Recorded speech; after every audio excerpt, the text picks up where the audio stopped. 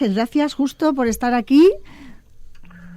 Muchísimas gracias, Raquel, por la presentación. Gracias, David, sobre todo gracias al CIRA y al Ayuntamiento y a vosotros por la extraordinaria acogida que me habéis hecho. Muchas gracias de corazón, ¿no? Claro, porque es importante justo el hecho de que se hable sobre masculinidad. Y claro, la gente reacia, los hombres, cuando lo hacen mujeres, es que os estáis metiendo con nosotros, es que nos acusáis, es que tal, pues que esa reflexión se haga desde un propio hombre, pues como que puede calar más, ¿no? Es decir, que nos hemos de mirar bastante a nosotros mismos. Bueno, esta es la invitación de este proyecto y de este trabajo que estamos desarrollando. Realmente es la invitación amable a nuestros compañeros nacidos con sexo varón, que hemos sido todos socializados de una manera muy determinada, que es lo que llamamos masculinidad, a mirarnos por dentro, sobre todo a mirarnos cómo estamos construidos y cómo es nuestra posición en esta sociedad que queremos comprender, ¿no? Y no se trata de un señalamiento de fusilamiento, ¿no?, sino de una reflexión responsable en lo personal, social y político. Y este es el ejercicio, es un ejercicio que creo que nadie debería resistirse a hacer, con una mirada autocrítica, pero buscando un mejor contexto de justicia social y, ¿por qué no, de estabilidad personal y de mejora en la forma de relacionarnos, ¿verdad, David? La verdad justo es que pues es muy necesaria estas reflexiones y como decía mi compañero, viniendo de alguien que lo conoce bien y que lo conoce bien y que también es muy interesante ver cómo llegas tú en particular a esa toma de conciencia, a ese activismo que además es tan necesario. Bueno, en el fondo quien nos habla es un hombre normal, no hay ningún arrogamiento. Es decir, tengo una biografía, tengo 57 años, ya algunas canas, ¿verdad? Y el proceso, en mi caso, de abrirme a esta propuesta de reflexión, tiene que ver con una vocación que todos los seres humanos tenemos, ¿verdad? Que es tratar de comprendernos y comprender la sociedad que hacemos. En el fondo esto nos pasa a todos, porque es la manera de madurar y de crecer en comunidad, ¿verdad? Lo que ha ocurrido tradicionalmente es que la mirada de la comprensión del humano ha sido siempre una mirada androcéntrica. Nosotros hemos creído siempre que lo masculino es lo referente del humano, que lo importante es lo que nos pasa a los hombres y qué es lo que ocurre al hombre, al socializado masculino, como referencia. ¿Qué ocurre? Que esa es mi forma de comprender la realidad estrecha, sesgada, porque la humanidad se compone de la mitad socializada en masculino y la mitad socializada como mujeres. ¿Cuál es la propuesta que a mí me ha abierto de alguna manera esta nueva forma de ver el mundo? La sabiduría feminista. La invitación, por tanto, es a dejarse atravesar por lo que nos dice las mujeres sabias que están trabajando, y llevan ya 300 años trabajando, en analizar la sociedad, analizar la realidad, con lo que llaman ellas magníficamente perspectiva de sexo-género. Desde una perspectiva donde hay dos guiones diferentes. Cómo no estamos construidos David y yo, por ejemplo, y cómo ha sido socializada Raquel. Porque son dos guiones distintos.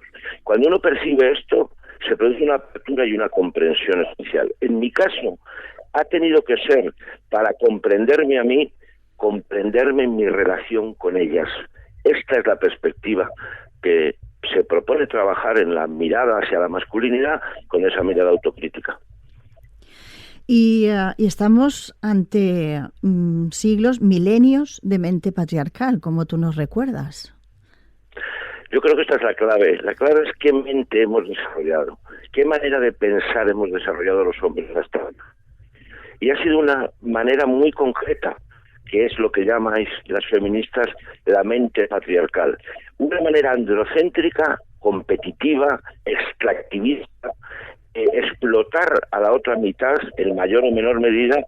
¿Explotarla cómo? Pues explotarla en la realidad de la reproducción, en la realidad del sexo, en la realidad de los cuidados, quiénes se ocupan de cuidar, quiénes nos ocupamos de lo trascendente. Por lo tanto, es una mente en la que uno está muy cómodo porque tiene muchos privilegios, pero no acaba de comprender cómo, y sobre todo, es incompatible con lo que todos tenemos seguramente en nuestro corazón, que es la justicia social, el Estado democrático, el Estado de Derecho, ¿verdad? Me llama la atención que a veces hablamos de explotación y casi siempre pensamos en la explotación sexual, en la explotación, ahora hablamos también de explotación reproductiva, tú también lo abordas en tu libro Hombres, reflexiones sobre la masculinidad, pero es verdad que esa posición extractivista, como dices, ¿no? Y esa actitud extractivista también nos lleva a ver esa explotación del día a día, ¿no? En los cuidados, en la familia, en el trabajo. Absolutamente. De hecho, la propuesta no es hacer y esto lo tratamos de hacer en la charla con el ayuntamiento, con los ciudadanos de Algeciras. La propuesta no es tanto una cuestión teórica, sino traerlo, esta realidad, con esta manera de mirar, con autocrítica, traerlo a lo cotidiano. Yo os pongo un ejemplo muy personal. Yo hasta hace unos años era un ejecutivo de una empresa de telecomunicaciones, muy con su ambición y con su, vamos a decir, con su capacidad de éxito. Y yo tengo un hijo, y el hijo tiene una mamá. Y la pregunta que yo un día me hice es, para yo poder triunfar en mi empresa, ¿quién se ha estado ocupando realmente de los cuidados de mi hijo? Pues ha sido su madre. Y yo no podría haber hecho lo que hice si no hubiera estado la presencia de una madre que estaba mucho más dedicada, y soy muy sincero con esto, al cuidado de Manuel que yo. Por lo tanto, ha habido una normalizada explotación de lo que llamamos, en este caso, los cuidados, el cuidado del hogar. Y eso, queridos amigos, no es justo. No parece de justicia social que yo pueda dedicarme a triunfar mientras ellas están, vamos a decirlo así, atadas a una realidad que el guión de su socialización les ha llevado, que es cuidarnos. Esto es muy importante porque no es una cuestión de corresponsabilidades, sino de conciencia social y democrática. Es una propuesta de reflexión que además me gusta cuando también nos llevas a reflexionar sobre cómo se enseña o se socializa a los hijos varones en la familia y en particular a la visión que tienen de su madre, ¿no? Cómo se les muestra la relación con su madre o cómo se les socializa en la familia para ver a su madre de una determinada manera. No quiero adelantar, lo explicas tú mucho mejor. Hay una cuestión, todo esto, si lo ves cuenta o no lo ves cuenta, esto está integrado en nuestra forma de vivir. Y es muy interesante porque los hombres tendemos de alguna manera a idealizar la figura del padre. Cuando decimos, no, mi padre era, y describimos probablemente todo un relato épico de que era un gran profesional de no sé qué, un hombre amigo de sus amigos, un no sé qué. Y a nuestra madre apenas le damos ninguna otra condición más allá de que era una buena madre o una buena cocinera. Pero también era muy, vamos a decir, estaba siempre chinchando y obligándome a hacer cosas. Es decir, hay una mirada hacia el padre, hacia la figura masculina, de grandilocuencia y una mirada de inmanencia, de poca importancia de la figura de la madre. Esto ocurre sobre todo en mi generación. Cuando hablas con los hombres siempre hablas de esta manera, es decir, hay misoginia interiorizada, hay importancia a lo masculino y una especie de vamos a decir, de menor valor de la figura de la madre. Pero hay algo más interesante que eso, y es que muchas veces los hombres no sabemos quién es nuestra madre, además de ser nuestra madre. Es decir, parece que ceñimos la figura materna a la maternidad y se nos olvida que detrás hay una persona completa, con sus sueños, sus anhelos, sus profesiones, y no le damos importancia. Esto es sesgo misógino, sesgo patriarcal. ¿Y todavía estamos en aquello de ahora eres tú el hombre de la casa? Yo me temo que sí, me temo que todavía seguimos en ese, vamos a decir, ese mantra, seguro que los hombres reconocemos, de que ahora ya estás hecho un hombrecito. Observad cuando decimos a un joven, varón, adolescente, vaya, ya estás hecho todo un hombrecito. Eso tiene una significación, un discursivo muy concreto, que es meridianamente distinto a cuando a una chica le decimos, vaya, ya estás hecha toda una mujercita. ¿Qué estamos viendo en ella cuando decimos toda una mujercita? Probablemente estemos viendo un cuerpo reproductivo, un cuerpo sexual ya, y sin embargo en él estamos diciendo, oh, ya eres un hombrecito, ya vas a poder conducir, ya vas a poder salir, ya vas a poder triunfar, ¿no? Esta mirada distinta es la manera en que socializamos de manera diferente a nuestros hijos y a nuestras hijas y construimos, reproducimos de nuevo esa mente patriarcal que mencionabas antes, Raquel. Es decir, los hombres, igual que tú tienes, Raquel, permíteme con admiración, que eres agente de igualdad, la socialización masculina es agencia, somos agentes de desigualdad, generamos nuevo relato alrededor de la importancia de ser joven. Claro, está en el hombre de la casa. Y yo invito a las oyentes de mi edad que recuerden si tienen hermanas, a qué hora les dejaban a ellos de jóvenes volver a casa y a qué hora les dejaban a sus hermanas. No era la misma en ningún caso. Cierto. Y creo que a partir de ahí podíamos estar haciendo observaciones respecto a todas esas diferencias que hemos vivido quienes han tenido hermanos.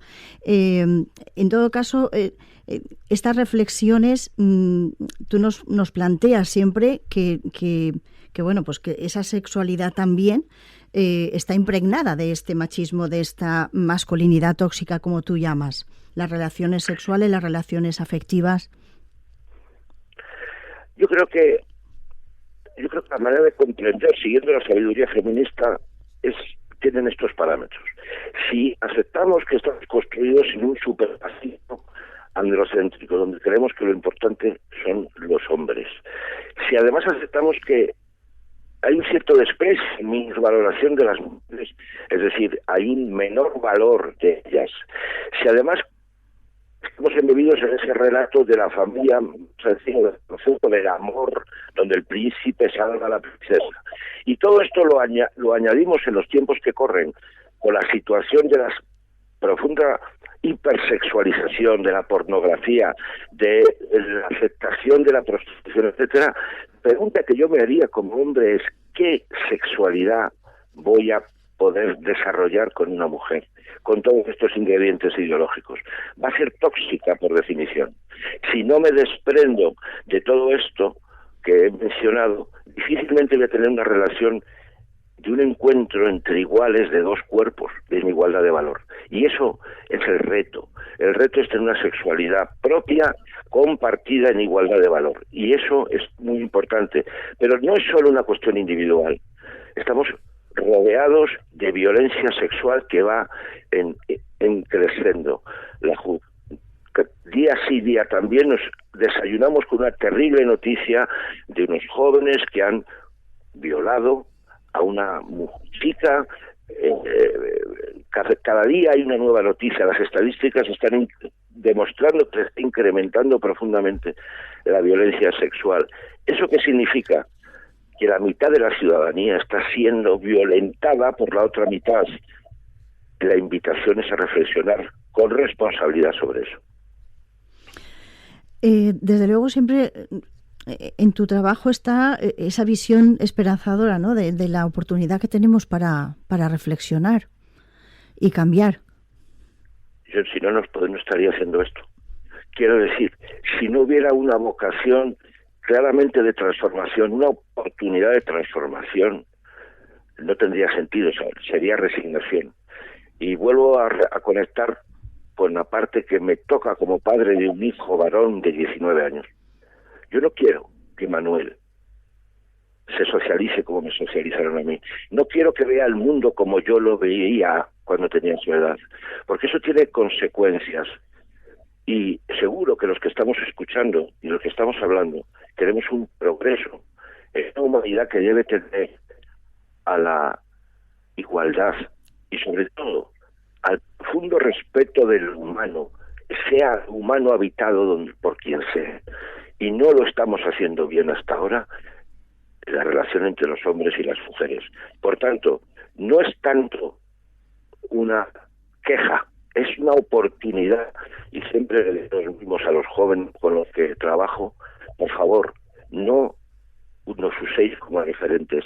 Nosotros no somos vuestros referentes, tenéis la oportunidad de hacerlo mejor que nosotros. Sería muy bueno que desde casa, desde las familias, se trabajara teniendo en cuenta todas vuestras reflexiones. ¿Qué percepción tienes de qué es lo que se está haciendo dentro de las casas con los hijos? ¿Cómo se les está educando? ¿Crees que se está notando un cambio? Yo creo que no es lineal. Yo creo que el trabajo de la sabiduría feminista, en definitiva, el día a día, los trabajos que hacéis en coeducación, en los centros educativos, es un trabajo que, por cierto, es impagable e imprescindible. Y va teniendo, sin ningún género de dudas, va teniendo efecto en la sociedad. Yo recuerdo muy bien cómo era la sociedad que yo habitaba cuando tenía 8 años o 6 años, es decir, que eran tiempos de Franco. No se parece en nada a la sociedad actual. El problema está en las resistencias. Tenemos la resistencia de una masculinidad que está, vamos a decir, cerrándose de una manera no, yo diría casi bizantina, por decirlo así, de manera inapropiada a los privilegios. No queremos cambiar. Y esa resistencia hace que a veces dé la sensación de que hay retroceso. Yo espero que solo sea el fruto de la resistencia que lograremos vencer, porque es verdad que las cosas no están bien. Es verdad que se están produciendo derivas donde se está perdiendo el foco. En el trabajo con los jóvenes se ve muy bien. Está repuntando la violencia sexual en los jóvenes y esto no pasaba hace 10 años. Está ocurriendo un retroceso en ese aspecto. Y yo creo que tiene que ver con las resistencias propias de una sociedad masculina, patriarcal, que no está dispuesta, no estamos dispuestos a ceder nuestros privilegios y nuestra posición, sí. Es terrible el caso de esta última semana de la violación grupal que hubo a una chica, ahora el caso de el hijo del magistrado Conde Pumpido. Y dices, madre mía, pero es que no aprendemos, no nos controlamos. ¿Cómo puede ser que seamos tan así? Es que creemos, más exactamente, David, creo que es que seguimos creyendo que tenemos derecho. El caso del hijo de Pumpido, independientemente después del detalle de lo que haya ocurrido ahí, es que son 3 señores que creen que tienen derecho a comprar el cuerpo de una mujer a cambio de dinero. Y a partir de ahí se construye un relato terrible de explotación. Y esto no está ocurriendo al otro lado del mundo, está ocurriendo al lado de nuestras casas. Y esto es lo que tenemos que desmontar. Tenemos que desmontar esta especie de confusión entre el deseo y el derecho a explotar a otros seres humanos, a la mitad de la sociedad. Son 2 ejemplos que has puesto magníficos para ilustrar esto, ¿sí? Mucho trabajo por hacer y bueno, hemos intentado, ¿verdad? Estamos intentando mover ese cambio. Yo creo que cada uno estamos haciendo nuestra parte en la medida en que nos sentimos corresponsables. Lo que sí que es indudable es que todos los seres humanos masculinos somos corresponsables de lo que está ocurriendo. Si miramos nuestras biografías y nuestro entorno, yo estoy convencido, y así se demuestra en estas reuniones y en estas charlas, porque los hombres lo reconocen, que en su cercanía próxima, a lo mejor no en su casa, pero sí en la del vecino, sí en la de un familiar suyo, sí en la realidad de sus hijos, se está produciendo barbarie.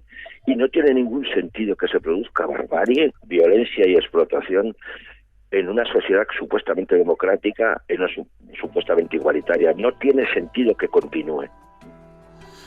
Pues justo no nos queda tiempo para más por vosotros, porque tenéis más obligaciones. Ahora después hay otra charla con otros alumnos. Ayer, pues magnífica también la respuesta de la sociedad adulta, ¿no? Y esperemos que sirva mucho para reflexionar y sobre todo para esta juventud que cree que merece todo y que puede hacer todo lo que quiera y sin ningún esfuerzo, pues que se dé cuenta, ¿no? Que no se puede todo y que hay que tener mucha cabeza. Yo me quedo con esta idea de la oportunidad de transformación. Aprovechémosla. Sí. Muy bien. Gracias. Muchísimas gracias. Todo realmente igual es más sencillo y menos complejo de lo que nos hacen creer a veces para no transformar las cosas. ¿Qué es que es tan complejo? ¿Dónde está la complejidad? Os quedasteis todos los derechos y nos dejasteis sin ninguno. Dime dónde está la complejidad. Rousseau, no es nada complejo, es muy sencillo. Quiero el poder para mí y lo quiero sobre vosotras. ¿Para qué? Para que mi vida sea más fácil y agradable. Y punto. Esto es Diálogos sobre la masculinidad, reflexiones autocríticas sobre el constructo masculino en todas sus formas, hegemónico o diverso, con agenda radical abolicionista.